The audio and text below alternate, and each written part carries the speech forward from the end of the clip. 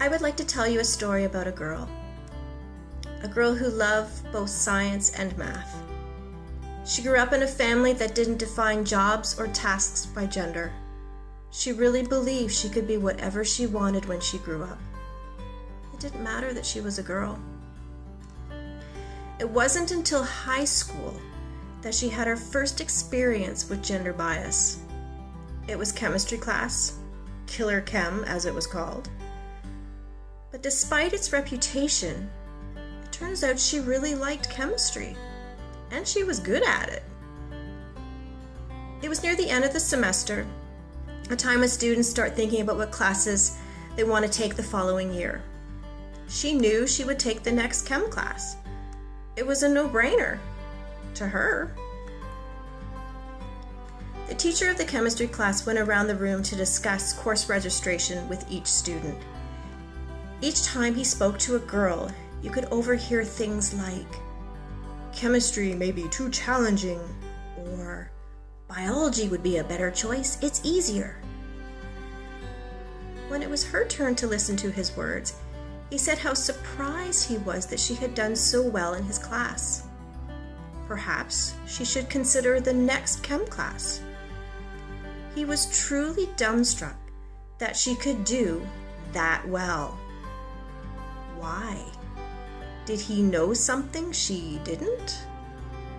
Maybe she shouldn't have been taking chemistry. Was it just for boys? For the first time, she had doubts about her academic and life choices. Despite these doubts, she went on to take chemistry and biology and physics and calculus and algebra, and she did very well. But was it expected? She went on to university to continue learning. She was fortunate to have many inspiring professors and mentors, both male and female, throughout her undergraduate degree. In fact, some of the most memorable moments came in the classes that were taught by her female professors. If gender bias existed, she never felt it as an undergrad. She was very lucky. She knows that now. She graduated with distinction with a degree in biochemistry. Yes, she had continued in a field of chemistry despite that little voice in the back of her head telling her she had no place being there. She went on to graduate school. She worked in a lab filled with strong men and women. She was too busy with her research and her thesis to worry about being a girl. Then she attended her very first scientific conference. Scientists from all over the world were there. It was all very new and exciting, and yes, it was scary to present her work on this very large stage.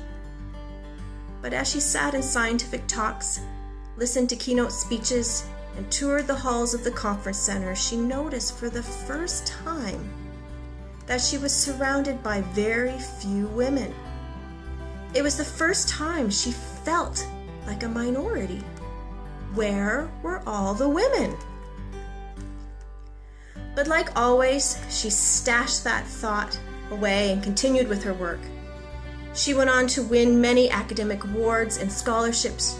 She published her research, with some appearing in high-powered scientific journals. She was recognized by her peers. She was now a real scientist, a scientist who just happened to use the she pronoun. Somewhere along the way, she discovered her passion for teaching was too strong to ignore, and now she shares her knowledge and experiences with others in the classroom.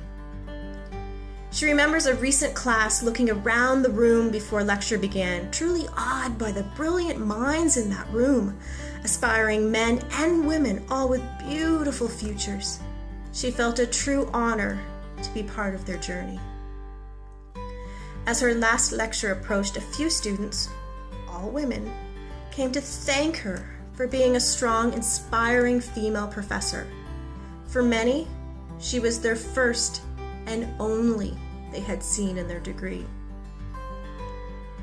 That moment, plus those she had had in that chemistry class as a teenager and had her first scientific conference as a young adult. Those moments now make her feel uneasy, and she wonders how many girls were told that science is too tough and listened and then walked away. How many were discouraged from following their dreams because of their gender or some other box they happened to check? If she had not been wearing her gender blinders most of her life, would she have had the honor of standing in front of these amazing classrooms filled with students hungry for knowledge? That girl was me. And today I know that it is important to encourage, not discourage our youth, our children, all of them. I'm lucky. I know that now.